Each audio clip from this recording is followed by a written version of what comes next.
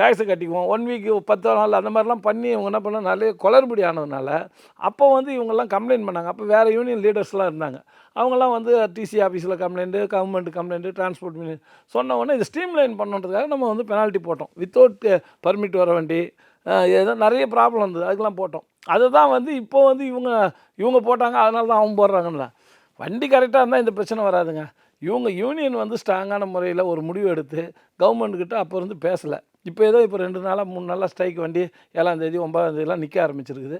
தெலுங்கானாவில் ஓடுதுன்னு சொன்னாங்க. இப்போ அது வந்து முழுமையாக ஒரு இவங்க வந்து ஒரு அசோசியேஷன் ஸ்ட்ராங் ஆகி கவர்மெண்ட்டுக்கு வந்து பேசணும். இந்த கவர்மெண்ட்டும் பேச்சுவார்த்தை நடத்தணும். இது வரைக்கும் 3 நாள் ஆச்சு. இன்றைக்கி வந்து டிரான்ஸ்போர்ட்டில் வந்து 4600 வண்டி அந்த ஆம்னி பேருந்து இந்த வண்டியெல்லாம் போயிட்டு இருந்தது. தமிழ்நாடு கவர்மெண்ட்டில் இப்போ ஏதாவது ஒரு ஃபெஸ்டிவல் வந்துச்சுன்னு வச்சுக்கோங்க, ஒன்றுமே பண்ண முடியாது. அந்தளவுக்கு வண்டி கம்மியாக இருக்குது. நம்மக்கிட்ட வண்டி கம்மியாக இருக்குது. அந்த வண்டிக்கு தான் ஓடிட்டு இருந்தது. இப்போ பப்ளிக் என்ன பண்ணுவாங்க, ட்ரெயினும் புக் பண்ண முடியாது. ரொம்ப கஷ்டம் இருக்கும்.